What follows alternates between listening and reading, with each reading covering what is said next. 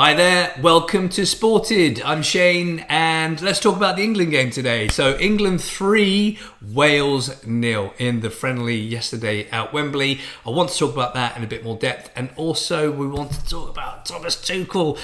Thomas Tuchel's comments of England fans being silent at Wembley last night. So very, very controversial, throwing mud at the fans. So we'll cover that. But first off, let's talk about the result. So England 3, Wales 0, so it's always good getting a win, and especially against the home nations who are always normally up for it against the English. But I thought Wales, as much as England were decent, I thought Wales were poor. Wales were poor, considering Bellamy's had some good results. He seems like he's really unified the team again, and talks a good game in the press conference the day before, but they didn't really come out and lay a glove on England in the first half. I thought the first 20-25 minutes England were superb. They were good overall in the first half. Second half, it was a non-event, wasn't it? Done and dusted. And the Welsh, they were better in the second half. So clearly, whatever Bellamy said at halftime did work. They at least came out and played and attacked England and had a few opportunities. And Jordan Pickford made a few decent saves. To be fair to him, he's never let England down. I thought he was decent again, and it's clear to see why he's England's number one. His distribution was good, but I liked Thomas Tuchel's. As you can see now, there's a kind of like a pattern and a style starting to form where he likes pacey wingers.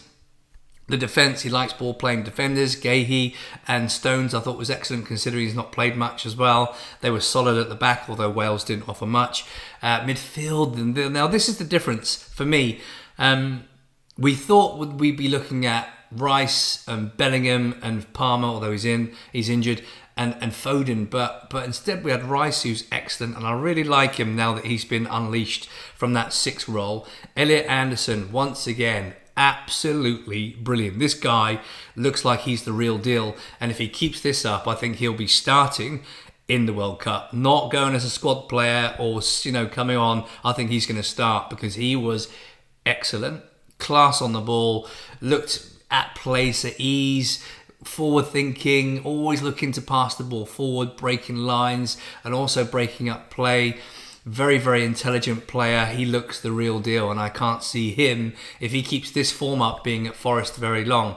It's nice to see Rice. Like I said, shackles are off now, not sitting playing the 6. He's much more suited with that great engine he's got, getting back and forward more to the 8 position, which suits him. And he was everywhere, covered every blade of grass, and he's absolutely superb. Love him. Great character as well, isn't he? Had a good game as well. And Morgan Rogers, I really, really like Morgan Rogers, and I think his style of that upper body strength and gliding smoothly, elegantly past players reminds me a lot of Paul Gascoigne. I have to say, I know it's a big shout, and if he's half the player that Gazza was, we've got a player on our hands, but I can really see why Tuchel likes him. Tuchel really likes him, and again, if he keeps this form up, I can see him muscling his way into the starting lineup. He takes the ball in tight corners and back to goal, comfortable on the ball, strong, deceptively quick, can see a pass, links play, big and strong. He was excellent. That 3. That triangle were absolutely brilliant. Absolutely. I could see them getting more minutes together. The chemistry was right. And every time we'll bang on about it, it's not always about shoehorning in the best players. It's getting the best team.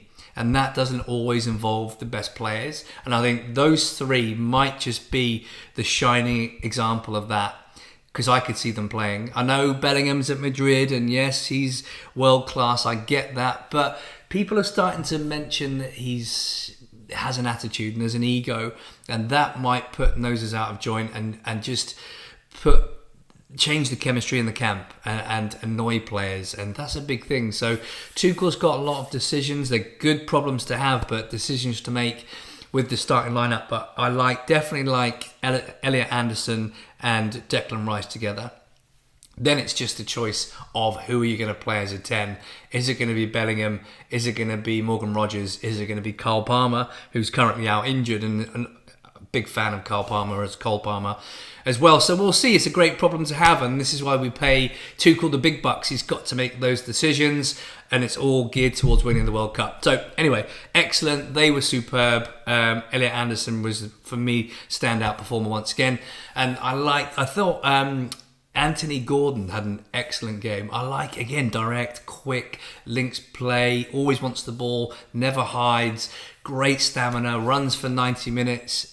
Excellent. And I think he fully deserved his spot on the left. He, for me, is definitely ahead of Rashford, who came on and did okay, and he's doing okay at Barcelona, to be fair. But for me, Gordon must start on the left, because he also gives you that versatility and an option playing up front. So if it isn't working with Harry Kane as 9, or God forbid, touchwood, should he get injured, we've got Gordon who can play and plays there for Newcastle. He can play through the middle and gives you that pace. So for me, Gordon definitely starts at the moment at the World Cup. Saka, great to have him back, going to take his time, bringing his form and fitness back to the levels that we know it can get to, but what a finish. He looked great, scored a penalty at the weekend for Arsenal, scored again last night, looked great, back to the old Saka we know. And for me, he starts, although Noni Madueke is a great option, and Noni can play left and right. So again, I can see he's going to go to if he keeps it up and God forbid doesn't get injured, I think he can go. But for me at the moment, it's Gordon, Saka, and then for me, Kane starts. It's non-debatable. I know Ollie Watkins did well, clattered into the post and went off at half time, so hopefully he's okay. Hopefully it's just a light knock. He looks like he's got the backup position, doesn't he, to Harry Kane. But for me, Harry Kane's absolutely flying, and I know people will argue that but he slows the pace down, he's not quick. He's never been quick, but he doesn't need to be. When he can pass, he drops in. That's why you need pace either side of him. So you need Saka, you need Gordon. So, Harry Kane, but his passing, his finishing, his leadership, everything, he is world class. And he's at the top of his game at the minute. Just broken the Bundesliga record for the quickest player to score, 100 goals? Beating Haaland and Lewandowski by one game, which is incredible. So fair play to you, Harry Kane, well done. But that's what I think. I think it's all gearing up nicely now. Tuchel's starting to find the players in their positions and starting to find the players that he can trust.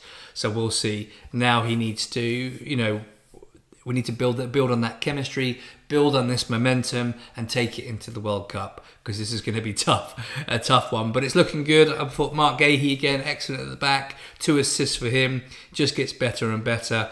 We just hope that I think him and Stones are the best pairing centre-backs. Stones very comfortable on the ball, so is Gahey. They're definitely the best centre-back pairing we've got now. We just need Stones to stay fit. So all looking rosy until Thomas Tuchel said what he said. So he's put the cat amongst the pigeons by saying, and I quote from ITV Sport today, we could have been 5-0 up at half-time. We couldn't score the 4th and 5th ones. The stadium was silent.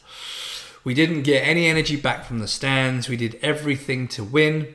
Yes, we expected more from the fans. What more can you give in 20 minutes? We didn't let them escape. If you just hear Wales fans for half an hour, it's sad, because the team deserve more support today. Eesh, Thomas, what are you doing? This has gone down like like a lead balloon, as you expect. Now, Thomas Tuchel, I kind of like his honesty. He says it how it is, but British people don't like that all the time, do they? So they take it personally. Some people have kicked off about these comments, saying, who does he think he is? He's arrogant and all this kind of stuff. But look, he wants us all on the same page, and we're all geared towards winning the World Cup. And if you've got fans going there and not supporting the team fully, that can sometimes make the difference between, winning and losing, to give the players that edge, to spur them on, to give them a second wind or whatever. If they're up against it, fans are important. They can be like the 12th man, and that's what he wants. Everyone on the same page, everyone geared towards winning the World Cup. But with that said, this was a midweek game. This was a Thursday night, and with Thursday, a lot of the hardcore fans probably didn't get to go because they've got work the next day. I'm speculating here, but I'm just guessing. There was a lot of kids there, and a lot went early. A lot went early because the travel is not.